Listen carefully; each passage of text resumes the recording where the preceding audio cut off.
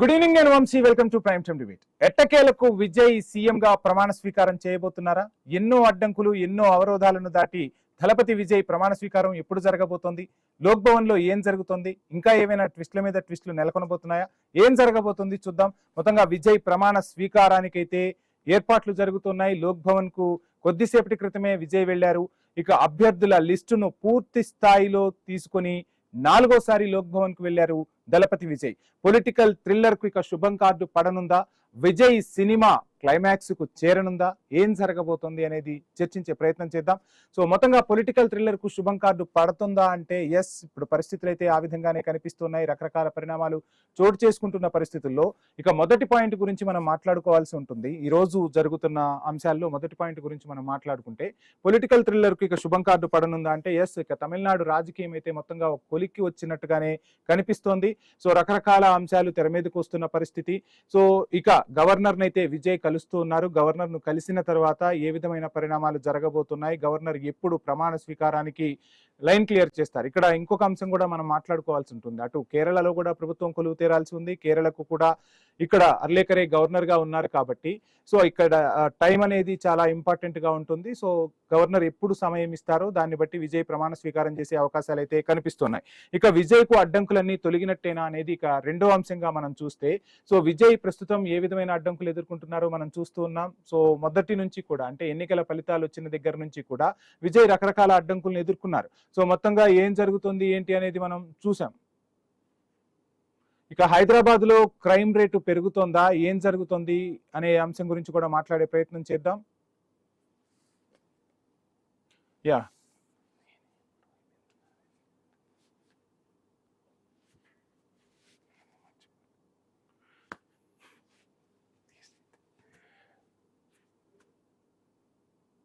Right, ఇక political thriller కు శుభం కార్డు పడిందా అంటే ఎస్, అవుననే సమాధానం చెప్పాల్సి ఉంటుంది. తమిళనాడు రాజకీయం అయితే కొలిక్కొచ్చింది. విజయ్ కాబోయే సీఎం అవ్వబోతున్నారు. ఇక రకరకాలుగా పరిణామాలు అయితే చోటు చేసుకుంటూ ఉన్నాయి. సో ఏం జరుగుతుంది ఏంటి, ఇక విజయ్ కాబోయే సీఎం గా ప్రమాణ స్వీకారం ఎప్పుడు చేయబోతున్నారు ఏంటి అనే అంశాలు అయితే తెర మీదకి వస్తున్న పరిస్థితి అయితే స్పష్టంగా కనిపిస్తోంది.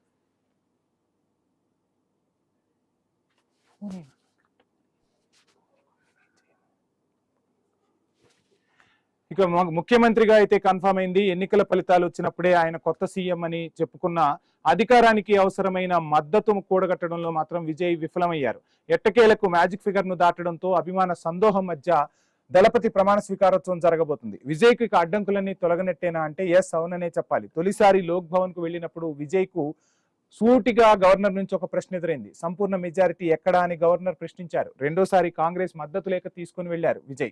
అప్పుడు కూడా గవర్నర్ సేమ్ క్వశ్చనే రిపీట్ చేశారు. మూడోసారి వామపక్షాల సపోర్ట్ తో వెళ్ళినా అప్పుడు కూడా గవర్నర్ నుంచి సేమ్ ప్రశ్న రిపీట్ అయింది. ఇక 4వ సారి మాత్రం విజయ్ సమాధానంతోనే వెళ్లారని చెప్పాలి. సంపూర్ణ మెజారిటీ అందుకొని లేఖలతో సహా మెజారిటీ సభ్యులతో సహా లోక్ భవన్ కు వెళ్లారు విజయ్. దీంతో లైన్ క్లియర్ అయింది. సంపూర్ణ మద్దతు ఎలా కూడగట్టారు అనేది ఒకసారి మాట్లాడుకునే ప్రయత్నం చేద్దాం. రాజకీయాలకు విజయ్ కొత్త, నెంబర్ గేమ్ అసలు తెలియదు.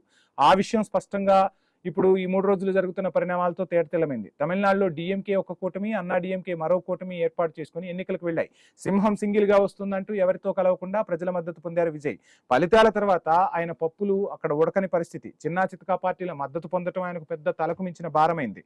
కాంగ్రెస్ వెంటనే గోడ దూకేసిన వామపక్షాలు కాస్త ఆలోచించే విధంగా టెన్షన్ పెట్టాయి. వీసీకే ఏకంగా విజయ్కు ఒక సినిమానే చూపించిందని మాట్లాడుకోవాల్సి ఉంటుంది. ఇక్కడ వీసీకే పాత్ర గురించి కూడా మనం మాట్లాడే ప్రయత్నం చేద్దాం. థ్రిల్లర్ సినిమాను మించిన ట్విస్టులు జరిగాయి. ఇక అతిపెద్ద పార్టీగా టీవీకే అవతరించింది. ప్రభుత్వ ఏర్పాటుకు గ్రీన్ సిగ్నల్ కు 6 రోజులు పట్టింది. ప్రతిరోజు ట్విస్టే, ప్రతి పూట ట్విస్టే. నరాలు తెగే ఉత్కంఠ రాజ్యమేలింది. చివరకు విజయ్ మరోసారి గెలిచారు. విజయ్ అనే నేను అనబోతున్నారు. ఇక అవకాశవాద రాజకీయం అంటే ఇదేనా అనేది తమిళ ఎన్నికలు ఒకసారి ప్రజలకు చూపించే ప్రయత్నం చేశాయి. విజయ్ కు వీసీకే మద్దతు ఇవ్వడం ఒక ఎత్తు అయితే ఆ పార్టీ డిమాండ్ల పేరుతో జరిగిన ప్రచారం అంతా ఇంతా కాదు. ఎందుకంటే వీసీకే గెలిచింది కేవలం 2 సీట్లే. 2 ఎమ్మెల్యేల్లో ఒకరికి ఉప ముఖ్యమంత్రి పదవి ఇవ్వాలంటారు, మరో సభ్యుడికి మంత్రి పదవి డిమాండ్ చేశారు. ఇక దీపం ఉన్నప్పుడే ఇల్లు చక్కదిద్దుకోవాలనే పెద్దల మాటను వీసీకే ఫాలో అయిందా? బేరసారాలు ఈ రేంజ్ లో ఉంటాయని అంతా ముక్కున వేలేసుకునేలా పరిస్థితులు కనిపించాయా? విజయ్తో ఒక ఆట ఆడుకుంటున్నారని ఆయన ఫ్యాన్స్ కూడా తీవ్రంగా రగిలిపోయారు. ఇక్కడ మరో విషయాన్ని కూడా మనం మాట్లాడుకోవాల్సి ఉంటుంది. వీసీకే ఏ ప్రతిపాదన తీసుకొచ్చిందో తెలుసా? పవర్ షేరింగ్ ప్రతిపాదన చేసిందట. అంటే కొంతకాలం తమకు ముఖ్యమంత్రి పదవి ఇవ్వాలని కూడా డిమాండ్ చేసింది. సో ఇది ఒక రకంగా అవకాశవాద రాజకీయం అంటే ఇలా ఉంటుందా అనేది రాజకీయ నాయకులతో పాటు ప్రజలకు కూడా చూపించిన పరిస్థితి. ఇక డిఎంకే స్టాలిన్ వ్యూహం ఫలించిందా? అసలు ఏంటి, స్టాలిన్ ఎందుకు ఇక్కడ వ్యూహాన్ని పన్నుతున్నారు? విజయ్ ప్రభుత్వం కొలువు తీరడంలో స్టాలిన్ వ్యూహం ఉందా అంటే ఎస్, అవుననాలి. తమిళనాడు రాజకీయ పరిణామాలను పరిశీలిస్తే ఈ విషయాలు మనకు స్పష్టంగా కనిపిస్తాయి. డిఎంకే ఇక్కడ చాలా వ్యూహాత్మకంగా వ్యవహరించింది. అన్నా డిఎంకేతో డిఎంకే చేతులు కలుపుతారని ప్రచారం జరిగింది. స్టాలిన్ ఇక్కడ చాలా హుందాగా స్పందించారు. ప్రజల తీర్పును శిరసావహిస్తామని, హామీల అమలుకు కొత్త ప్రభుత్వానికి కొంత సమయం కూడా ఇస్తామని చెప్పారు.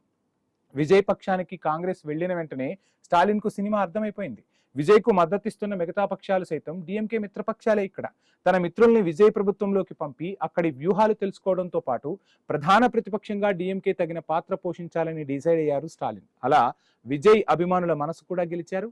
అన్నా డిఎంకేను త్రిశంకు స్వర్గంలోకి నెట్టేశారు. అన్నా డిఎంకే చీలిపోవడం ఖాయమా? ఎస్.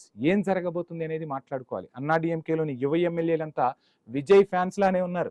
టీవీకేకు మద్దతు ఇవ్వాలని ఉవ్విళ్ళూరుతున్నారు.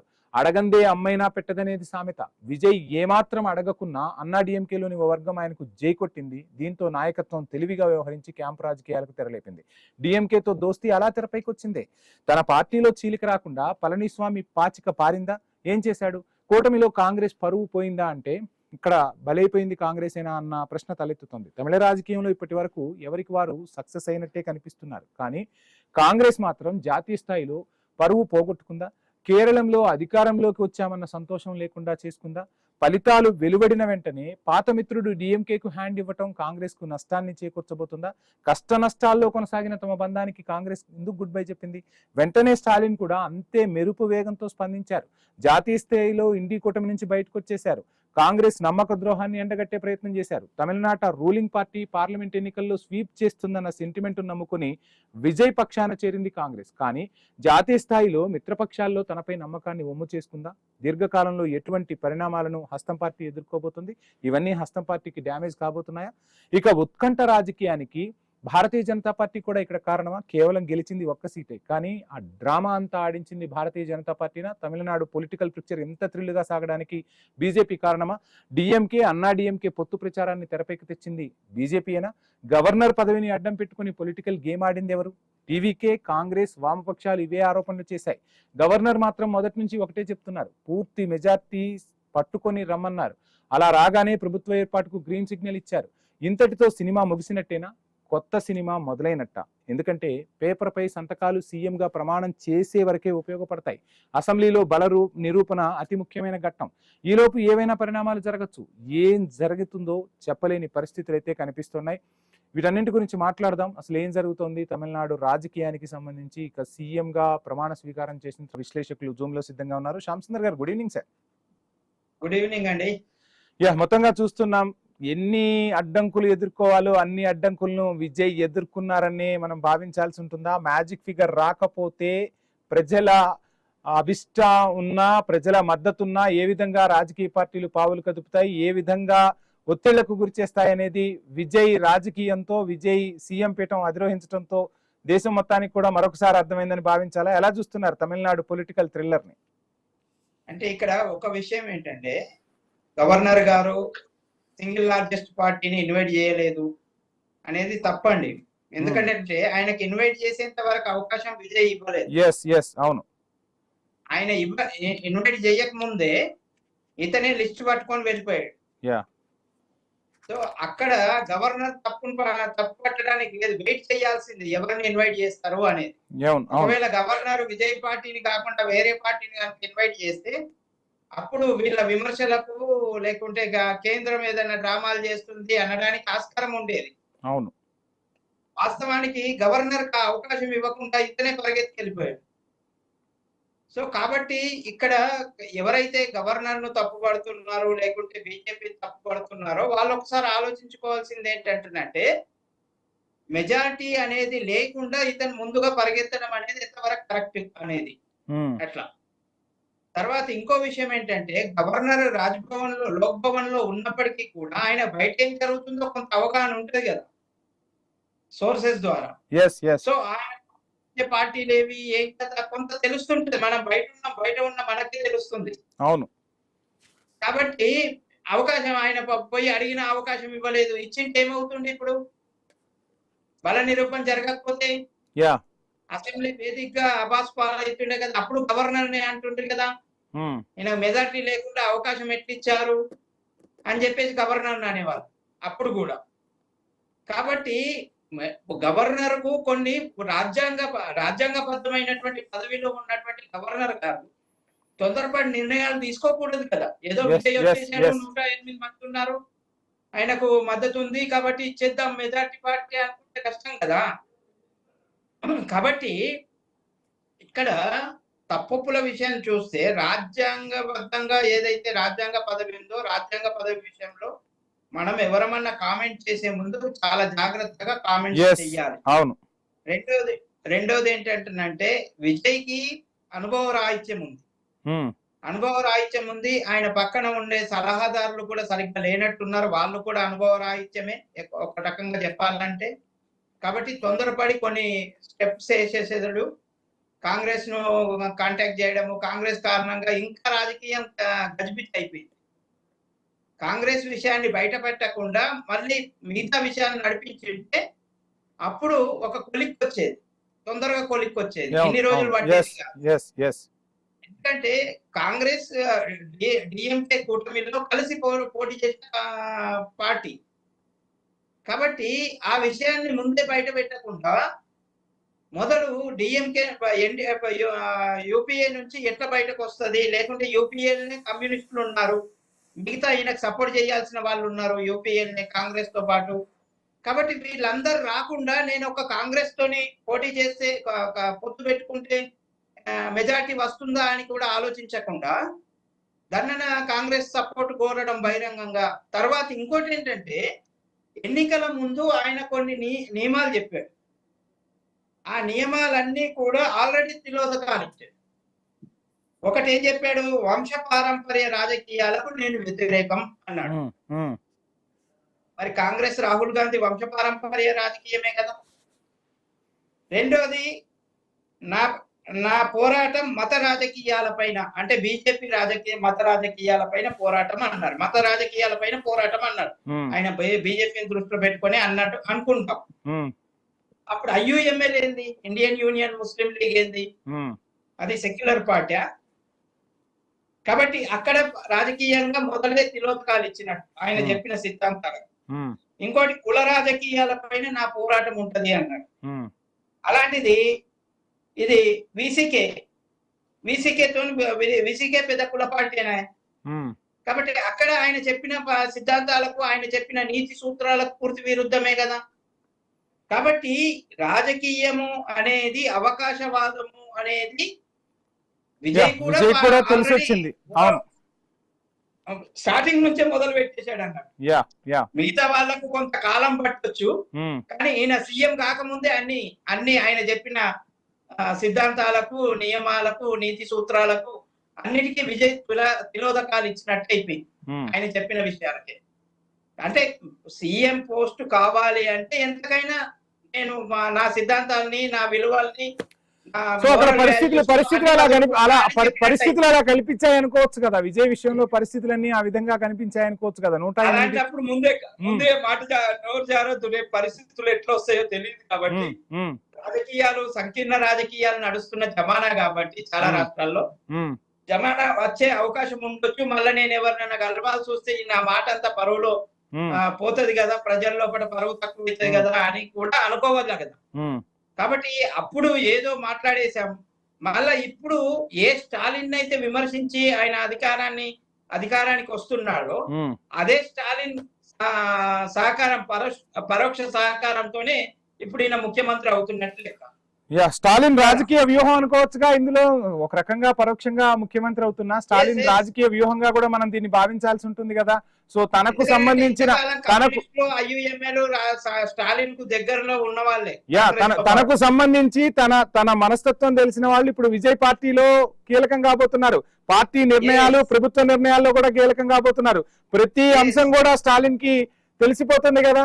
తెలిసిపోతుంది, ఖచ్చితంగా తెలిసిపోతుంది. ఇప్పుడు రెండో విషయం ఏంటంటే విజయ్ అంత తొందర పడకూడదు, కొంత సంయమనం పాటించాలా, కొంత ఓపిక పాటించాలా. రెండో విషయం, ఇంకో కొన్ని విషయాలు బయటకు వచ్చినాయి.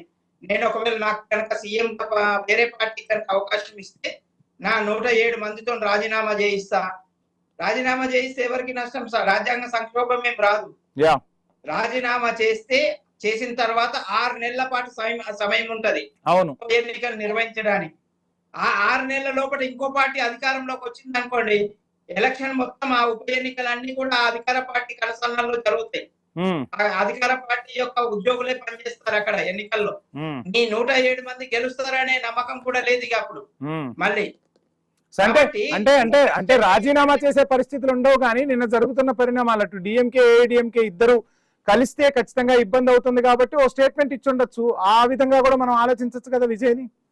స్టేట్మెంట్ ఇస్తే అంత వాళ్ళు బకరగాళ్ళు కాదు కదా, అంత అమాయకులు కాదు కదా వాళ్ళు. ఈయన తాటాకు చెప్పులకు భయపడిపోవడానికి అక్కడేం రాజ్యాంగ సంక్షోభం రావట్లేదు. కాబట్టి రాజ్యాంగ సంక్షోభం వస్తున్నప్పుడు భయపడతారు, ఏమైనా బతిమలాడతారు. సో 107 మందితోనే అక్కడ జరిగేదేం లేదు, ఒరిగేదేం లేదు. వాళ్ళు రాజీనామా చేస్తే వాళ్ళకే నష్టం అయ్యేది. కాబట్టి అంటే మనం ఒకరిని బెదిరిస్తున్నాము అంటే ఆ బెదిరింపుకు విలువ వస్తుందా లేదా, అది ఎట్లా ఉంది అనేది కూడా మనం ఆలోచించుకోవాలి. మనకు రెస్పాన్సే రాదు ఆ బెదిరింపుకు అన్నప్పుడు, ఆ బెదిరింపు వల్ల ప్రయోజనమే ఉండదు అన్నప్పుడు బెదిరించడం వేస్ట్ కదా. కాబట్టి తమిళనాడు రాజకీయాలు రోజుకో మలుపే కాదు, గంటకో మలుపు తిరిగేది. ఒకవైపు అటు, ఒకవైపు ఇటు, ఒకసారి అటు, ఒకసారి ఇటు. ఒక పార్టీ మద్దతు ఇస్తానని చెప్పింది, మళ్ళీ మద్దతు ఉపసంహరించుకుంటున్నామన్నారు. ఫస్ట్ కమ్యూనిస్టులు ఓకే అన్నారు, మళ్ళా విత్డ్రా చేసుకున్నారు, మళ్ళీ ఇప్పుడు ఓకే. ఇవన్నీ ఎట్లా వీళ్ళ వెనక ఎవరు లేరంటారా? వాళ్ళు సొంతంగా నిర్ణయాలు తీసుకున్నారు అనుకోవచ్చా?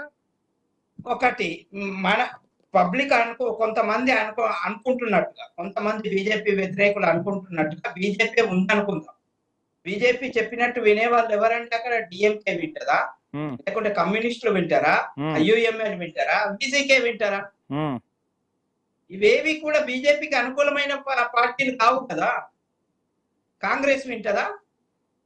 కాబట్టి బీజేపీ రాజకీయం చేయడానికి అక్కడ అవకాశం ఎక్కడ ఉంది నాకు అర్థం కాదు ఇప్పటి వరకు. ఎందుకంటే రాజకీయం చెయ్యాలి అంటే తనకి ఏదైనా ఒక 5-6 7 మంది బలం ఉండాలి. ఆడ ఉన్నది ఒక ఎమ్మెల్యే. ఒకవేళ వీళ్ళు ఏఐడిఎంకే డిఎంకే కలిసి పనిచేసినా కానీ ఏఐడిఎంకేను ఎన్డీఏ నుంచి బయటకు రమ్మనేవారు. అప్పుడు బీజేపీకి వచ్చే లాభం ఏం లేదు కదా అప్పుడు కూడా. ఎందుకంటే వీళ్ళెవరు ఇప్పుడు ఎన్డీఏలో ఉంటే కమ్యూనిస్టులు కలిసే వాళ్ళు కాదు, ఇటు ఐయుఎంఎల్ వాళ్ళు కలిసేవాళ్ళు కాదు, వాళ్ళెవరు వీసీకే కలిసేవాళ్ళు కాదు. వీళ్ళెవరూ కూడా బీజేపీతో సఖ్యతగా ఉండే పార్టీలు కావు ఇవి 3 కూడా. కాబట్టి ఎన్డీఏనే మేము ఉంటాం కాబట్టి మీరు నన్ను సీఎం ను చేయండి అని పళనిస్వామి అంటే వీళ్ళెవరు ఒప్పుకునే వాళ్ళు కాదు కదా. అప్పుడు బీజేపీకి వచ్చే లాభం ఏముంది? కాబట్టి గవర్నర్ గారు కూడా అలాంటిది ఏం చేసే అవకాశం లేదు అక్కడ. ఒకవేళ ఆల్టర్నేటివ్ ఉంది, వీళ్ళెవరు కమ్యూనిస్టులు, సపోజ్ కమ్యూనిస్టులు, కాంగ్రెస్, ఐయుఎంఎల్ ఇవి సపోర్ట్ చేయకుండా పార్టీ ప్రభుత్వాన్ని ఏర్పాటు చేయొచ్చు. ఏఐడిఎంకే ఇక్కడ రకరకాల అంశాలు తెర మీదకి వస్తున్నాయి. ఇప్పుడు అందరి డిమాండ్లకు విజయ్ ఓకే చెప్పినట్టే అనుకోవచ్చా? అటు వీసీకే చూస్తే భారీ డిమాండ్లు పెట్టింది, ఒక డిప్యూటీ సీఎం అడిగింది, అదే విధంగా ఒక మంత్రి పదవి అడిగింది, ఇక పవర్ షేరింగ్ కూడా అడిగిన పరిస్థితి. ఆ పరిస్థితులు అసలు ఉంటాయంటారా? వీసీకేకు అసలు ఏం ప్రభుత్వాలు చూసామండి. గతంలో మనం సంకీర్ణ ప్రభుత్వాలు చూసాం. సంకీర్ణ ప్రభుత్వాల్లో ఖచ్చితంగా ప్రతిపక్షాలు డిమాండ్ చేస్తాయి, మిత్రపక్షాలు ఖచ్చితంగా డిమాండ్లు చేస్తాయి. ఆ డిమాండ్లు నెరవేర్చకపోతే ఈయన సీఎం గా ఉండలేదు. ఆ డిమాండ్ ఖచ్చితంగా ఒప్పుకోవాల్సిన పరిస్థితి ఇప్పుడు. లేకపోతే రాష్ట్రపతి పాలనకి వెళ్ళిపోతుంది. రేపటి లోపల కనుక ప్రభుత్వం ఏర్పాటు కాకపోతే రాష్ట్రపతి పాలనకి ఆటోమేటిక్ వెళ్ళిపోతుంది. కాబట్టి ఆటోమేటిక్ గా రాష్ట్రపతి పాలనకు వెళ్ళిందంటే ఇక మళ్ళీ అవి కొంత టైం గడిచిపోతుంటది.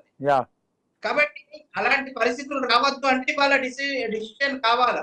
డిసిషన్ కావాలంటే విజయ్ తొందరగా నిర్ణయం తీసుకోవాల్సిందే. వాళ్ళు ఒడ్డు మీద ఉన్నారు, ఈయన కింద ఉన్నాడు. ఆయన కింది నుంచి పైకి రావాలి అంటేనంటే వాళ్ళ సహకారం కావాలి కంపల్సరీగా. కాబట్టి వాళ్ళ సహకారం కావాలంటే వాళ్ళ డిమాండ్లు నెరవేర్చాల్సిందే. ఇప్పుడు పెట్టుకోవడానికి అవకాశం లేదు విజయ్కి, బెట్టు చేయడానికి అవకాశమే లేదు ఎట్టి పరిస్థితుల్లో. సో మొత్తంగా ఎలక్షన్ ఫలితాల తర్వాత మ్యాజిక్ ఫిగర్ కోసం అసలు రాజకీయం ఏ విధంగా ఉంటుంది, రాజకీయాన్ని నడిపించాలంటే ఏ విధంగా తలొగ్గాలి, ఎన్ని నిబంధనలకు తూట్లు పడవాలి, ఏ విధంగా రాజకీయం నెరపాలనేది ఈ 3 రోజుల్లో విజయ్కి తెలిసి వచ్చిందంటారా? ఈ 6 days లో చుక్కలు చూసి ఉంటారు ఆయన. ఆయన నక్షత్రాలు కనబడి ఉంటాయి విజయ్కి ఎల్లదాకా నిద్ర పట్టకుండా. ఎందుకనంటే అంత కష్టపడి అంత మందిని గెలిపించుకున్న వ్యక్తి ముఖ్యమంత్రి స్థానం దగ్గరకు వచ్చిన తర్వాత చివరి స్థాయిలో ఆగిపోయే పరిస్థితులు వస్తే చాలా ఇబ్బందికరంగా ఉంటుంది. విజయ్ ప్లేస్ లో ఇంకెవరున్నా కానీ అలాగే ఫీల్ అవుతారు. ఖచ్చితంగా రాజీ పడాల్సి వస్తుంది. రేపు భవిష్యత్తులో విజయ్ ఎట్లా నెట్టుకొస్తాడు అనేది కూడా చాలా అనుభవ రాహిత్యం ఒకటి ఉంది. కాబట్టి మిగతా పార్టీల వాళ్ళ అనుభవజ్ఞులు ఉన్నారు ఆల్మోస్ట్ గా. కాబట్టి అనుభవ రాహిత్యంతో విజయ్ గనక తడబడితే మాత్రం అధికారం ఎక్కువ కాలం ఉంటది అనేది మాత్రం తమిళనాడులో దినదిన గండంగానే గడుస్తుంటది గవర్నమెంట్. శ్యామ్ గారు మీరు చెప్తున్నట్టుగా విజయ్ ఒక్కడికే రాజకీయం కొత్త కాదు. విజయ్ తో పాటు ఉన్న 106 మంది రేపు ఇంకా ఏదో ఒక నియోజకవర్గం నుంచి కూడా గెలిస్తే 107 మందికి కూడా రాజకీయం కొత్త. ఇటు అసెంబ్లీకి సంబంధించి కూడా కొంతమందికి అసెంబ్లీ అనుభవం ఉంది కానీ చాలా మందికి అనుభవం లేదు. అటు చూస్తేనేమో ఉద్దండులు, అటు చూస్తేనేమో స్టాలిన్ అవ్వచ్చు, పళనిస్వామి అవ్వచ్చు, వాళ్ళంతా ఉద్దండులు. సో వాళ్ళ ముందు ఏ విధంగా వీళ్ళు తట్టుకుని నిలబడే అవకాశం ఉంది? ఒక రకంగా రాజకీయ శిక్షణా తరగతులు కూడా విజయ్ సభ్యులకు అవసరం అవుతాయా? ఏం జరగబోతుంది? ఇప్పుడు అంటే ప్రభుత్వం అధికారంలోకి రావటం ఒక ఎత్తు, వచ్చిన అధికారాన్ని నిలబెట్టుకోవడం కోసం విజయ్ ఇంతకు మించి శ్రమించాల్సిన పరిస్థితి ఉంటుంది కదా. అసెంబ్లీలో వాళ్ళు బంతేట ఆడతారండి. వాళ్ళంతా కూడా రాటు తేలిన వాళ్ళు ఉన్నారు రాజకీయాల్లో కూడా, ప్రతిపక్షంలో కూడా. కాబట్టి ఏఐఏడిఎంకే కానీ డిఎంకే కానీ ఒక రకంగా చెడు కూడా ఆడుకుంటారు అసెంబ్లీలో కనుక ఈయన తడబడితే. కాబట్టి తీసుకునే ప్రతి నిర్ణయము, వేసే ప్రతి అడుగు చాలా ఆలోచించుకోవాల్సి వస్తుంది విజయ్కి.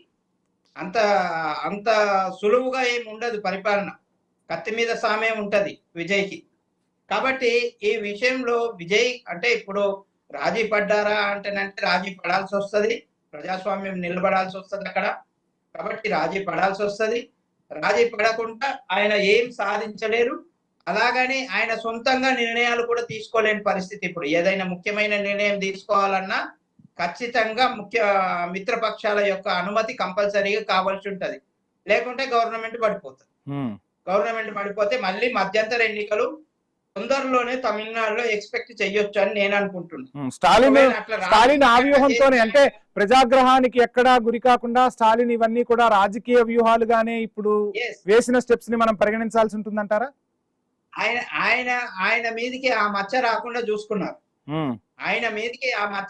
చూసుకున్నారు. ఇక్కడ పళనిస్వామి కూడా కొద్ది తొందరపడ్డారేమో అనిపించింది. పళనిస్వామి తొందరపడ్డారా? ఒక్క సీట్ ఉన్న బీజేపీ పళనిస్వామితో ఈ గేమ్ అంతా ఆడించిందా? ఒక్క సీటు ఇప్పుడు బీజేపీకి ఏ విధంగా, నేను ఇందాకనే వివరించాను, బీజేపీకి ఏ విధంగానూ బెనిఫిట్ కాదండి. ఎందుకంటే డిఎంకే బీజేపీతో కలిసి వచ్చే అవకాశాలు చాలా తక్కువ. సో ఇప్పుడు ఏఐడిఎంకే డిఎంకే కలవాలి అంటే ముందు ఏఐడిఎంకే ఎన్డీఏ నుంచి బయటకు రావాల్సి వస్తుంది. ఏ విధంగా అయితే కాంగ్రెస్ బయటకు వచ్చిందో, ఇప్పుడు కాంగ్రెస్ డిఎంకేని వద్దనుకుందో, అట్లాగే ఏడీఎంకే బీజేపీని వద్దనుకుని బయటకు రావాల్సిన పరిస్థితి. ఏఐడిఎంకే ఎన్డీఏనే ఉంటాము, మీరు మాకు సపోర్ట్ చేయండి అంటే కమ్యూనిస్టులు చెయ్యరు, యుఎంఎల్ చెయ్యదు, బీసీకే చెయ్యదు, డిఎంకే కూడా చెయ్యదు. పరస్పర విరుద్ధమైన సిద్ధాంతాలు ఉన్నటువంటి పార్టీలు మధ్యన స్నేహం అనేది చిగురిస్తుందని ఆశించకూడదు. కాబట్టి డిఎంకే ఏఐడిఎంకే ఫస్ట్ బేసికల్ గా డిఎంకే ఏఐడిఎంకే కలవడమే ఒక గొప్ప విషయం అయిపోతుంది తమిళనాడులో కూడా అక్కడ. ఎందుకంటే బద్ధ శత్రుత్వం ఉంది ఆ రెండు పార్టీల మధ్యన. ఎప్పుడు శ్యామ్ సుందర్ గారు మళ్ళీ మీ దగ్గరకు వస్తాను. ఒకసారి దామోదర్ గారు ఉన్నారా? ఉన్నారండి. Right sir, good evening. మొత్తంగా చూస్తున్నాం రకరకాల రాజకీయ పరిణామాల మధ్య విజయ్ సీఎం పీఠాన్ని అధిరోహించబోతున్నారు. రేపు మధ్యాహ్నం 3 గంటలకు ప్రమాణ స్వీకారానికి లైన్ అయితే క్లియర్ అయింది. ఎలా చూస్తున్నారు ఈ మొత్తం ఎపిసోడ్ ను? మొత్తం మీద ఆయనకు అనుభవ రాహిత్యం వల్ల, సరైన సలహాదారు లేకపోవడం వల్ల, రాజకీయ అనుభవం లేకపోవడం వల్ల ఒక సినీ హీరోగా గొప్ప ఆదరణ కలిగిన సినీ హీరోనే ఆయన, సందేహం లేదు. ఈ మాత్రం విజయం సాధించడం కూడా దాదాపు 108 అంటే ఆయన 2 చోట్ల పోటీ చేశాడు కాబట్టి 107 నికరంగా సాధించాడు. కాబట్టి దీన్ని చాలా మంది విశ్లేషకులు కానీ రాజకీయ పరిశీలకులు అంచనా వేయలేకపోయినారు. తమిళనాడుని పసిగట్టడంలో కొంత వైఫల్యం జరిగిన మాట నిజం. అయితే ముఖ్యంగా భారతీయ జనతా పార్టీ అన్నా డిఎంకే పనితీరు ఘోరంగా కనిపించింది. ఎందుకంటే భారతీయ జనతా పార్టీ కానీ అన్నా డిఎంకే కూటమి కనీసం ఇంకొక 30 సీట్లు వస్తాయని చాలా మంది భావించారు. ఒక 80 కనీసం 80 సీట్లైనా వస్తాయి అనే 80-90 వరకు రావచ్చు అనేటువంటి అంచనా. పార్టీ డిఎంకే పైన తీవ్ర వ్యతిరేకత ఉన్న మాట నిజమే. అయినా కూడా ఈ మాత్రం ప్రతిభ కనపరిచారు. ముఖ్యంగా గుర్తించాల్సింది ఏమిటంటే విజయ్ ఇచ్చినటువంటి హామీలు, అప్పుడే పుట్టిన బిడ్డకు ఉంగరం ఇవ్వడము, ఒక పెళ్లి చేసుకునే నవ వధువుకు 1 తులం బంగారము లేదా ఒక పట్టు చీర ఇవ్వడము, మహిళలకు 2500 వాళ్ళ ఖాతాల్లో నెలలా జమ చేస్తామని చెప్పడము, ఇలాంటి అంటే చాలా రాష్ట్రాల్లో, ముఖ్యంగా మన తెలుగు రాష్ట్రాలు, తెలంగాణలోనే, ఆంధ్రప్రదేశ్లో కానీ ఈ రకమైన హామీలు కొన్ని అమలు జరుగుతున్న నిజమే. కొన్ని ఇంకా పైకి అటకెక్కించిన పరిస్థితి మనం చూసాం. తులం బంగారు మన తెలంగాణలో కూడా అమలు కాలేదు ఇంకా. కాబట్టి ఇక్కడ ఈ జనాకర్షణతో సినీ హీరోగా జనాకర్షణ ఉన్నటువంటి విజయ్ మరి గతంలో రజనీకాంత్ వెనక్కి వెళ్ళాడు. మరి కమల్ హాసన్ కూడా ధైర్యం అంత ప్రతిభ కనబరచలేకపోయినాడు. ఏ రకంగా చూసినా యువకుడంటే 18-39 ఏళ్ల మధ్య ఉన్నటువంటి యువత మహిళలు ముఖ్యంగా ఈ విజయ్ పార్టీ వైపు మొగ్గి ఈ అఖండ విజయాన్ని, అఖండ అని చెప్పలేము కానీ ఈ గణనీయమైన విజయం అనుకోవాలి, చేకూర్చారు. తన పేరులో విజయం అయితే వరించింది, అయితే ఖరారైపోయింది. రేపు నెహ్రూ స్టేడియంలో విజయ్ ప్రమాణ స్వీకారం చేయబోతున్నారు. గవర్నర్ అనుమతి ఇచ్చారు. మరి ఇంకా ఏమైనా పొలిటికల్ ట్విస్టులు ఏమైనా ఉన్నాయా తమిళనాడులో? అసలు ఏం జరగబోతుంది? ప్రమాణ స్వీకారానికి కొన్ని గంటల ముందు కూడా ఏమైనా ట్విస్టులు నెలకొనబోతున్నాయా? ఏం జరగబోతుందో మాత్రం ఎవరికి అంతుపట్టని విషయమే. సో ఇదే అంశానికి సంబంధించి మనతో మాట్లాడేందుకు ప్రముఖ రాజకీయ విశ్లేషకులు కార్తిక్ గారు జాయిన్ అవుతున్నారు. కార్తిక్ గారు, గుడ్ ఈవినింగ్. గుడ్ ఈవినింగ్ అండి. కార్తిక్ గారు, చూస్తున్నా మొత్తంగా ట్విస్ట్ల మీద ట్విస్టులు. ఎట్టకేలకు గవర్నర్ అనుమతి అయితే వచ్చింది. ఇక రేపు మధ్యాహ్నం 3 గంటలకు తమిళనాడు సీఎం గా విజయ్ ప్రమాణ స్వీకారం చేయబోతున్నారు. సో మొత్తం ఈ ఎపిసోడ్ ని ఎలా చూస్తున్నారు? ప్రమాణ స్వీకారం రేపు 3 గంటలకు జరుగుతోంది, ఇక పక్కానా లేకపోతే ఇంకేమైనా ట్విస్టులు ఉన్నాయనుకోవచ్చా? ఇక మేబీ ట్విస్టులు ఏమి ఉండవని నేను అనుకుంటున్నాను. మహానాటకానికి తెరబడిందని అనుకుంటున్నాను. మొత్తానికి 120 మంది ఎమ్మెల్యేల మద్దతుతోటి విజయ్ ముఖ్యమంత్రిగా ప్రమాణ స్వీకారం చేయబోతున్నాడని అనుకుంటున్నాను. బల నిరూపణలో 130కి పైగా మెజార్టీని విజయ్ చూపించుకోబోతున్నాడని అనుకుంటున్నాను. ఎందుకంటే మీరు అనొచ్చు 120-130 ఎలా అయిపోయింది అంటే అన్నా డిఎంకే పార్టీ చీలిపోయేటువంటి అవకాశం అది క్లియర్ గా కనబడుతుంది. అక్కడ షణ్ముఖం అని చెప్పేసి ఒక రాజ్యసభ సభ్యుడు ఇప్పుడు ఎమ్మెల్యేగా కంటెస్ట్ చేశాడు, ఎమ్మెల్యే గెలిచాడు, మాజీ మంత్రి, సీనియర్ నాయకుడు. ఆయన ఆధ్వర్యంలో కొంతమంది అసంతృప్తి ఎమ్మెల్యేలు ఆల్రెడీ ప్రత్యేకమైనటువంటి సమావేశం అయ్యారు. చూస్తున్నాం. నిజానికి ఇదంతా జరిగిన నాటకం అంతా కూడా పళనిస్వామి అంటే అన్నా డిఎంకే పార్టీ ముక్కలు కాకుండా ఉండటం కోసం జరిగినటువంటి హైడ్రామా ఇది. నేను మీ షోలో కూడా మొన్న చెప్పాను. గవర్నర్ ని ముందు పెట్టి వెనకాల కేంద్రం ఉండి ఆడిచ్చినటువంటి ఒక డ్రామా. ఎందుకంటే విజయాన్ని తమ చేతుల్లోకి తీసుకోవాలి.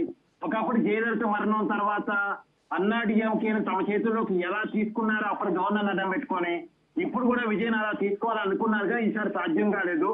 విజయ్ చాలా కరాఖండిగా నిలబడి ఫైట్ చేసి ఒక్కొక్క మద్దతు ఒక్కొక్కళ్ళ కోరిక తీరుస్తూ మొత్తానికి అనుకున్న మద్దతులు సంపాదించాలి. గవర్నమెంట్ ఫామ్ చేయబోతున్నాడు. రేపు ముఖ్యమంత్రిగా ప్రమాణ స్వీకారం చేయబోతున్నాడు. ఇప్పుడు అధికారం రాలేదు కాబట్టి అన్నా డిఎంకే పార్టీ కూడా చీలిపోతుంది. మామూలుగా ఏంటంటే అన్నా డిఎంకేతో కలిసి విజయ్ గవర్నమెంట్ ఫామ్ చేస్తుంటే అన్నా డిఎంకే పార్టీ చీలదు, అధికార పార్టీగా అన్నా డిఎంకే ఉంటే చీలదు. కానీ విజయ్ అన్నా డిఎంకే పార్టీని ఇన్వైట్ చేయాలి, మద్దతు అడగల. ఈ కాంగ్రెస్, కమ్యూనిస్టులు చిన్న పార్టీలు తీసుకున్నారు తప్ప డిఎంకే నుంచి అంటే డిఎంకేకి అన్నా డిఎంకేకి వ్యతిరేకంగా విజయ్ పార్టీ పెట్టాడు, పోరాటం చేశాడు. కాబట్టి మళ్ళా అన్నా డిఎంకే మద్దతు పోవాలని అనుకోలే. ఎన్నికల ముందు పొత్తు కోసం అడిగింది బీజేపీ, ఎన్నికల తర్వాత కూడా పొత్తు కోసం ట్రై చేసింది అన్నారు ఇంకే బీజేపీ కూటమి. కానీ ఎక్కడ కూటమితో కలిసి అధికారాన్ని పంచుకోవడానికి విజయ్ ఇష్టపడలేదు. బట్ వాట్ ఎవర్, విజయ్కి కావాల్సిన మెజార్టీ అయితే వచ్చింది. స్టాండ్ బై గా నిలబడి విజయాన్ని సాధించేట్టుగా ఇక్కడ మనం కీలకంగా చెప్పుకోవాలి. రేపు ముఖ్యమంత్రిగా ప్రమాణ స్వీకారం చేయబోతున్నాడు. మరి అతనికి ఎంత టైం ఇచ్చారు అనేది మీకు ఏమైనా నోటీస్ లో వచ్చిందా? రేపు ఎంత సమయం ఇచ్చారు బల నిరూపణకి అనేది? ఇంకా ఇంకా ఇంకా అప్డేట్స్ ఏమి అందట్లేదు, దానికోసమే వెయిటింగ్. అసలు ఏం జరగబోతుంది ఏంటి అనేది. యా, మేబీ నాకు అందుతున్న సమాచారం ఒక వారం అంటున్నారు, మరి తెలీదు. అప్డేట్ వచ్చిన తర్వాత చూడాలి. ఒక వారం రోజుల సమయం తర్వాత బల నిరూపణ ఉంటుంది. బల నిరూపణలో ఖచ్చితంగా అతను కావాల్సిన దానికన్నా ఎక్కువ మెజార్టీ అనేది సంపాదిస్తాడని అనుకుంటున్నాను. కార్తిక్ గారు మాట్లాడదాం ఒకసారి. శ్యామ్ సుందర్ గారు మాట్లాడుతున్నట్టుగా ఇక బల నిరూపణకు సంబంధించి కూడా కీలకం కాబోతుంది. బల నిరూపణ సమయంలో కూడా ఉన్న దానికన్నా ఎక్కువ మెజార్టీ చూపించుకునే ప్రయత్నమే విజయ్ చేయబోతున్నాడా? కొన్ని పార్టీల నుంచి కొంతమంది వ్యక్తులు ఇక విజయ్ తో జత కట్టబోతున్నారా? విజయ్ కు బలం పెరగబోతుందా? ఏం జరగబోతుంది అనుకోవచ్చు? శ్యామ్ సుందర్ గారు మొత్తంగా బల నిరూపణ చేసుకోవాల్సి ఉంటుంది విజయ్. బల నిరూపణ సమయం కల్లా 120 కాస్త 130 అయ్యే అవకాశాలు ఉన్నాయి అనుకోవచ్చా? సంఖ్య పెంచే ప్రయత్నం విజయ్ చేయబోతున్నాడు అనుకోవచ్చా? అంటే ఇంకా ఇప్పుడు అది పార్టీ అంటే పార్టీలు చీరాలి కదా, పార్టీలు చీలితే కదా అది సాధ్యమయ్యేది. ఏ పార్టీ ఇప్పుడు ఇన్ని రోజులు ఒక్కళ్ళు కూడా కప్పదాడి చేయలేదంటే వాళ్ళు జాగ్రత్త పడ్డట్టే కదా, ఏడీఎంకే వాళ్ళు డిఎంకే వాళ్ళు.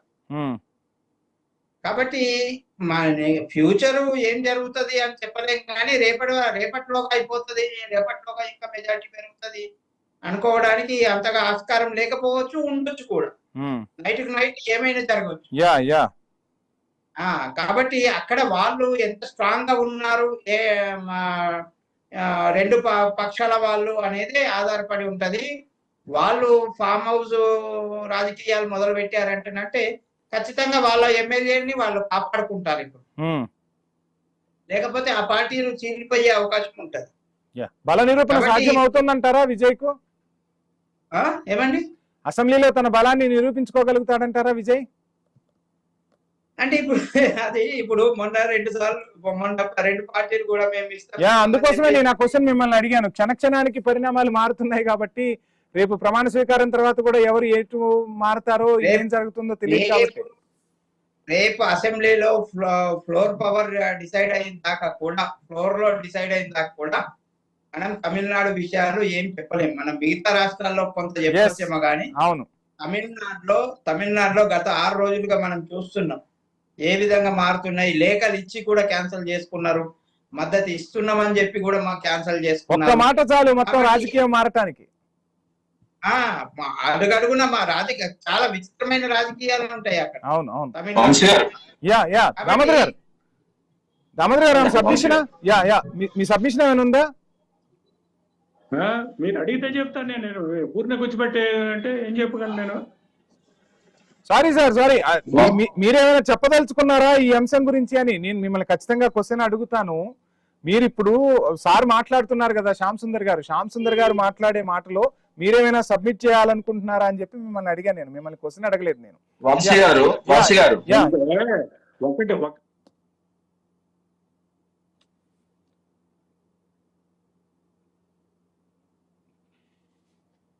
కార్తిక్ గారు ఏంటి ఏమైనా సబ్మిషన్ ఉందా మీది?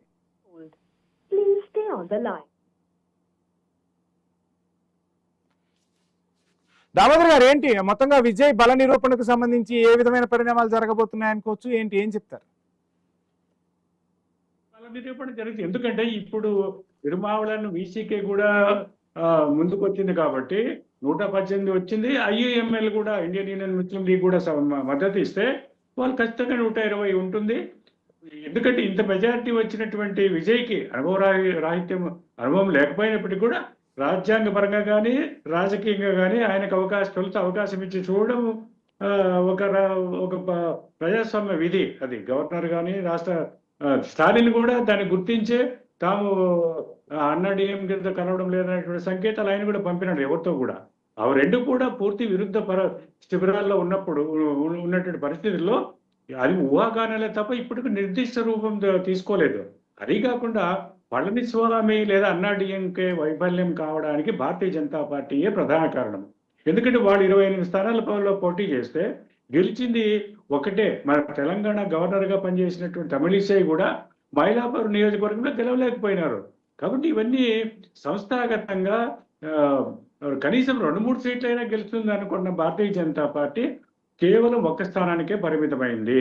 మరి ద్రవిడ పార్టీలు డిఎంకే కావచ్చు, అన్నా డిఎంకే బలహీనపడినప్పటికీ కూడా ఇప్పటికి కూడా కొంత ప్రాబల్యం కలిగి ఉన్నటువంటి ఇది వాస్తవం. అయితే నవతరం అంటే యువతరం కొత్త ఆశలకు ఆకాంక్షలుగా ముఖ్యంగా మహిళలు వాళ్లకు ఈ ఇచ్చినటువంటి హామీలు, ఇప్పటికే తమిళనాడు రుణభారం 10 లక్షల కోట్ల రుణభారం అని అంటున్నారు. అదేవిధంగా ఈ హామీల అమలుకు ఏటా 1,20,000 కోట్లు అవుతుంది. 5 ఏళ్లకు దాదాపు 6 లక్షల కోట్ల రూపాయలు అవుతుంది అనేటువంటి అంచనాలు ఉన్నాయి. నిర్దిష్టంగా లేవు, కానీ ఇది కూడా కడు భారమే అవుతుంది తమిళనాడుకి. కాబట్టి ఇవన్నీ ఆచరణ సాధ్యమా? ఏ మేరకు అమలు చేయగలుగుతాడు విజయ్? ఎన్నికల్లో గెలవడానికి ఎన్నో చెప్పినట్లే ఆయన కూడా మరి దక్షిణాది రాష్ట్రాల్లో చాలా పార్టీలు అధికారంలోకి వచ్చినట్టు ప్రభుత్వాలు కొన్ని అమలు చేయలేక విఫలమై చతికిలబడినటువంటి పరిస్థితి మనం చూస్తున్నాం. కాబట్టి విజయ్ ఏ మేరకు ఆయనకు అవకాశం ఇచ్చి చూడాలి, ప్రజాస్వామ్యబద్ధం. లేకుంటే ఇప్పుడు కూడా మరి విజయ్కు అవకాశం ఇవ్వకపోతే ఏమవుతుందంటే, ఈ పార్టీలు మద్దతు ఇవ్వకపోతే రాష్ట్రపతి పాలన వస్తుంది. రాష్ట్రపతి పాలన వస్తే అది కమ్యూనిస్ట్ పార్టీలకు ఇష్టం లేదు, మరి కాంగ్రెస్ కూడా ఇష్టం లేకపోవచ్చు. ఎందుకంటే మరి రాష్ట్రపతి పాలన అంటే నేరుగా కేంద్రంలో అధికారంలో భారతీయ జనతా పార్టీ ఈ పరిణామాలన్నింటినీ పర్యవేక్షిస్తుంది. తర్వాత తన శాసనాన్ని తన బాధ్యతను నిలబెట్టుకునే ప్రయత్నం చేస్తుంది. కాబట్టి ఏ రకంగా చూసినా విజయ్కు అవకాశం ఇవ్వాలి. గతంలో యడ్యూరప్ప కూడా ఇలాంటి 108 స్థానాలు వచ్చినప్పుడు కూడా ఆయన మెజారిటీ లేకపోతే కూడా ఆయన ఆహ్వానించి శాసనసభలో బల నిరూపణ చేసుకునే అవకాశం ఇచ్చినారు.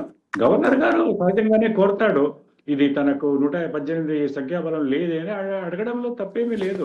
రాజ్యాంగ పరంగా ఆయనకు ఆ హక్కు ఉంది ఆయనకు. అయితే ఇప్పుడు కింద మీద పడిన తర్వాత మరి విజయ్ ఆ రకమైన మద్దతు సమకూర్చుకోగలిగినాడు. దీంట్లో సూత్రబద్ధంగా వ్యవహరించింది సిపిఐ సిపిఎంఏ. ఎందుకంటే వాళ్ళు మాకు మంత్రి పదవులతో ప్రభుత్వానికి అంశాల వారీగా మేము మద్దతు ఇస్తామని చెప్పి వాళ్ళు చెప్పారు. కాంగ్రెస్ మరి గట్టి మద్దతుగా నిలబడింది. కాంగ్రెస్ మద్దతు ద్వారా ఏమంటే ఈ డిఎంకే ఈ లౌకిక ప్రజాస్వామ్య కూటమి నుంచి వైదొలిగినటువంటి డిఎంకేకి 30 ఎంపీ స్థానాలు ఉన్నాయి కేంద్రం లోక్సభలో. కాబట్టి ఇదే తక్కువ బలం కాదు. 30 ఎంపీ స్థానాలున్న పార్టీని వదులుకొని అంటే కాంగ్రెస్ వ్యూహం మారినట్లు కనిపిస్తోంది. అంటే విజయ్ని దగ్గర చేరితే కాంగ్రెస్ తమిళనాడులో ఎదగడానికి అది ఆస్కారం ఉంటుంది. మహిళల్ని యువతను ఆకట్టుకుని రానున్న కాలంలో అస్తం పార్టీని బలోపేతం చేసుకోవాలనేటువంటి ఒక రాజకీయ వ్యూహం అక్కడ రాహుల్ గాంధీ కానీ కాంగ్రెస్ అస్తం పార్టీ వాళ్ళకు అధినాయకుల్లో కానీ కనిపిస్తూ ఉన్నది. ఇంకా వెంటనే అన్నా డిఎంకే చీలిపోతుంది అని మనం ఆశించలేము. రానున్న కాలంలో ఇప్పుడు అమ్మ మక్కలకి వచ్చిన పార్టీ ఒక ఎమ్మెల్యే గెలిచాడు. ఆయన విజయ్కి మద్దతు ప్రకటించి తర్వాత ఉపసంహరించుకున్నాడు ఆయన. అందువల్ల ఇప్పుడు అంటే ఒక కూటమిలో భాగస్వాములుగా ఉన్నటువంటి పార్టీలు, 2 ద్రవిడ పార్టీలు, అధికారం నెరపిన పార్టీలు, వాళ్లకు ఇష్టం ఎట్లాంటి నిర్ణయాలు తీసుకోలేరు. వాళ్ళు రాజకీయ భవిష్యత్ తమ సమీప రాజకీయ ఇప్పుడు 5 ఏళ్ళు కాబట్టి వచ్చే 5 ఏళ్లలో ఇతర ఎన్నికలు వస్తాయి కదా, అప్పుడు తమ ఒకసారి తిరస్కరించిన ప్రజలు మళ్ళీ వీళ్ళ ప్రవర్తనలో వీళ్ళ కార్యక్రమాల్లో మార్పు వస్తే మళ్ళీ ఆశీర్వదించే అవకాశాలు ఉంటాయి. కాబట్టి తమ భవిష్యత్తును తామే చెడుపు చేసుకునేటువంటి వివేకులు కాదు 2 డిఎంకేలు కానీ అన్నా డిఎంకే కానీ. కాబట్టి వాళ్ళు అన్నా డిఎంకే కూడా తమ శాసనసభ్యుల్లో కొందరు ఆ వైపు ఆసక్తి చూపుతున్నారని తెలిసి వాళ్ళని కూడా రిసార్ట్ రాజకీయాలకు వాళ్లకు తీసుకువెళ్ళి దాన్ని బలపరుచుకున్నటువంటి పరిస్థితి ఉంది. అది ఏ రాజకీయ పార్టీ అయినా చేస్తుంది. కాబట్టి వెంటనే డిఎంకే అన్నా డిఎంకే కలిసి ప్రభుత్వాలు ఏర్పాటు చేసే అవకాశం లేదు. ఇప్పటికీ మరి విజయ్ ప్రమాణ స్వీకారం చేయించాలి, తగిన మద్దతు కూడా సమకూర్చుకున్నాడు. కాబట్టి రాజ్యాంగబద్ధంగా ప్రజాస్వామ్యయుతంగా ఆయనకు అవకాశం ఇచ్చి చూడాలి. మరి ఏ మేరకు ఆయన చేసిన వాగ్దానాలను అమలు చేస్తాడో, ప్రజాస్వామ్యయుతంగా తమిళనాడు అభివృద్ధికి సంక్షేమానికి ఏ విధంగా కృషి చేస్తారనేది మరి ఆయన పరిపాలన ప్రారంభించిన తర్వాతే మనము దానిపైన. Right sir.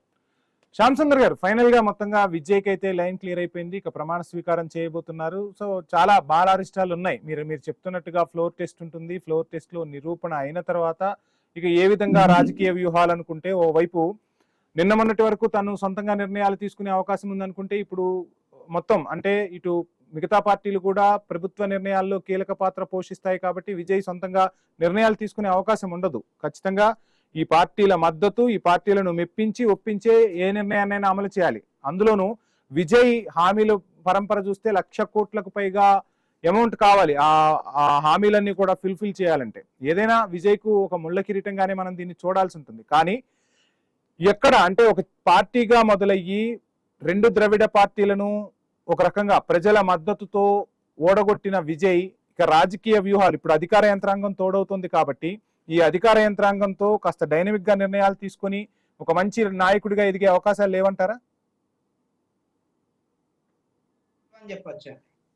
ఎందుకనంటే ఆయన సొంతంగా నిర్ణయాలు తీసుకోలేడు. ఇప్పుడు ఆయన ఇచ్చిన హామీలు కూడా నెరవేర్చడం చాలా కష్టమైతే. నిధులు లేవు, అక్కడ నిధులు సరిపోవు, అక్కడ రాష్ట్ర ఆదాయం సరిపోదు. తమిళనాడు చాలా చిన్న రాష్ట్రం, మనలాగా పెద్ద రాష్ట్రమేం కాదు పెద్దగా. కాబట్టి అక్కడ ఎట్లా అంటున్నట్టేనంటే మన అప్పుడు ఏపీలో ఉన్నప్పుడే మనకు ప్రాబ్లం వచ్చేది. ఇప్పుడు అక్కడ తమిళనాడులో అంత హామీలు నెరవేర్చాలంటే చాలా కష్టమైన విషయాలు ఉంటాయి. తర్వాత ఆ హామీలు నెరవేర్చడం కోసం ఈ మిత్రపక్షాల వాళ్ళు అంగీకరించాలి ఆ హామీల కోసం.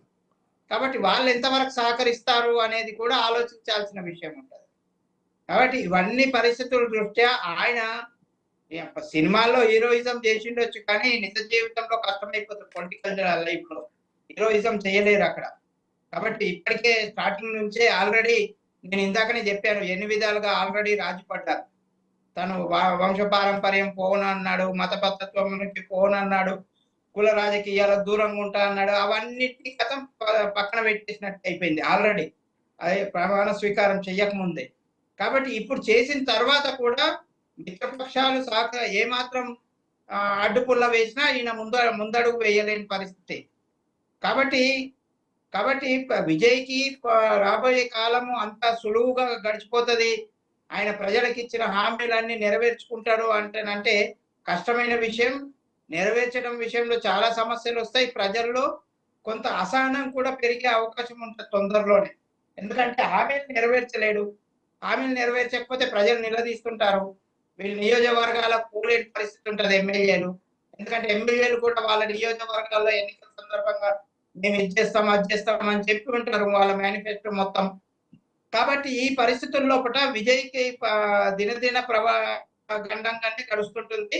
కాబట్టి హామీలు అన్ని నెరవేర్చకపోవచ్చేమో, కానీ కొన్ని హామీలు నెరవేర్చి కొన్నిటికి రాజీ పడాల్సిన పరిస్థితి రావచ్చు. ఎట్లా అంటే బంగారం పథకం కానీ ఇంకా కొన్ని పథకాలు ఆయన చెప్పాడు మహిళలకి.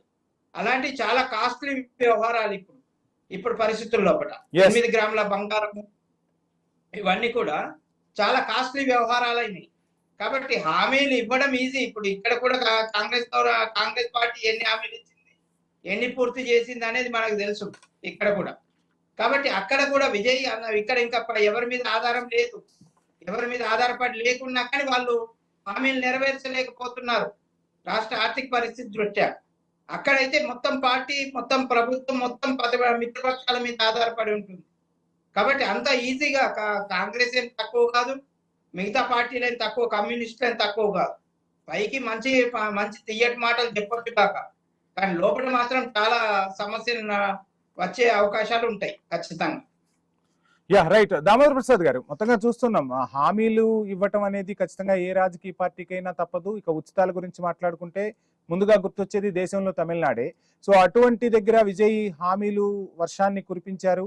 సో విజయ్ని చూసి అక్కడ ప్రజలు ఓటేశారంటారా, హామీలే విజయ్ని గెలిపించాయంటారా, ఎలా చూడొచ్చు అంటారు? అంటే విజయ్ నేను ప్రజలు మార్పు కోరుకున్నారా అని అడుగుతున్నాను. అత్యంత ప్రజాదరణ కలిగిన సినీ కథానాయకుడు ఆయన, హీరో. అది దానికి తోడు అంటే యువతలోనూ మహిళల్లో ఆయనకు మంచి క్రేజ్ ఉన్నటువంటి హీరో ఆయన.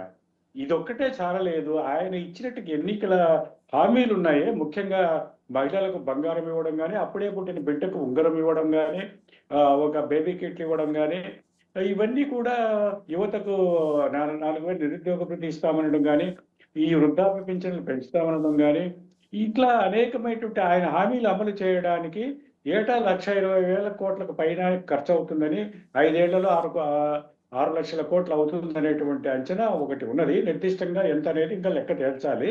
కాబట్టి ఇవన్నీ ఇప్పుడున్న తమిళనాడు ఇప్పటికే ఏటా 60,000 కోట్ల రూపాయలు వడ్డీలకే చెల్లించడానికి సరిపోతున్నది. మరి మిగిలేది అభివృద్ధి పనులకు లేదా సంక్షేమానికి పోగా అభివృద్ధికి కోసం వెచ్చించేటువంటి ధనము చాలా తక్కువగా ఉంటుంది. ఈ హామీలు అమలు చేయడము అలివిగాని హామీలు. ఎందుకంటే మన తెలంగాణలో కూడా మన ముఖ్యమంత్రి రేవంత్ రెడ్డి గారు మరి చాలా పథకాలు అమలు ఇంకా కొన్ని చేయాల్సి ఉంది. ఇంకా డబ్బులు లేవు.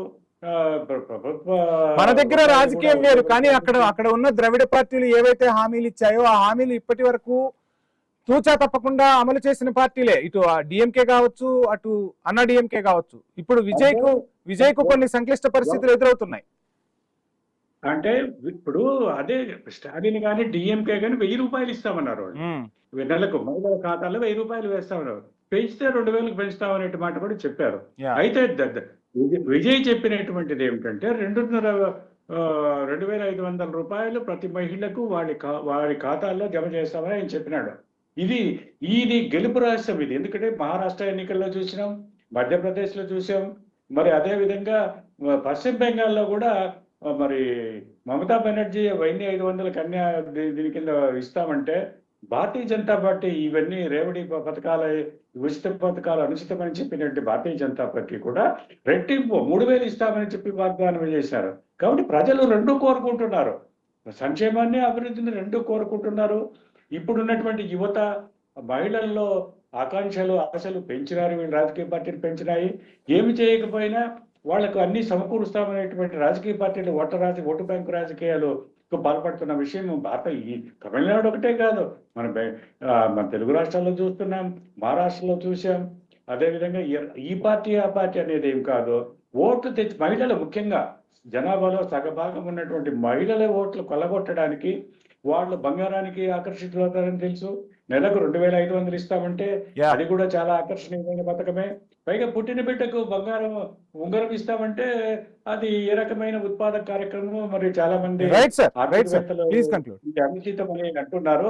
ఇవన్నీ కూడా మరి ఆయన కూడా అవకాశం ఇవ్వాలి. ఏ రకంగా ఆయన ఏ ధీమాతో చెప్పాడా, ఓటు బ్యాంకు కోసం చెప్పాడా, నిజంగా అమలు చేయగలుగుతాడా, తమిళనాడు ఆర్థిక పరిస్థితికి అందుకు అనుమతిస్తుందా, రానున్న కాలం నిధులు వీటన్నిటికి కావాల్సిన డబ్బు ఎక్కడి నుంచి సేకరిస్తాడు ఆయన, మళ్ళీ అప్పులు చేస్తాడా, కొత్త అప్పులు పుడతాయా, లేక ఏ విధంగా నిధులు వనరులు సమకూరుస్తాడు, సంక్షేమాన్ని అమలు చేస్తున్న తమిళనాడు అభిజయ రాష్ట్రంగా ఉన్నటువంటి తమిళనాడుని మరింత వేగంగా అభివృద్ధి పథంలో ఏ విధంగా నడిపిస్తాడనేది ఆయన ప్రభుత్వం కొలువు దిగిన తర్వాత వాళ్ళ పనితీరుని బట్టి మనం వ్యాఖ్యానించగలము మిత్రమా. Right sir, thank you so much Damodar Prasad గారు, అదేవిధంగా శ్యామ్ సుందర్ గారు, కార్తీక్ గారు. సో మొత్తంగా ఇక విజయ్ అయితే తమిళనాడు ముఖ్యమంత్రిగా ప్రమాణ స్వీకారం చేయబోతున్నారు. రేపు మధ్యాహ్నం 3 గంటలకు ముహూర్తం అయితే ఖరారు కాబోతున్నట్టుగా లేటెస్ట్ అప్డేట్స్ అయితే అందుతున్నాయి. క్షణక్షణానికి ఉత్కంఠ రేపిన తమిళనాడు రాజకీయాలు మొత్తంగా ప్రమాణ స్వీకారోత్సవం వరకు అయితే వచ్చాయి. సో ఏం జరగబోతుందో చూద్దాం. ప్రమాణ స్వీకారం తర్వాత బల నిరూపణ చేసుకోవాల్సి ఉంటుంది. ఆ బల నిరూపణలో కలిసి వచ్చేది ఎవరు, విజయ్తో విభేదించేది ఎవరు అనేది కూడా సుస్పష్టంగా తెలిసే అవకాశాలు అయితే కనిపిస్తున్నాయి. ఇది ఇవాల్టి prime time debate. Stay tuned.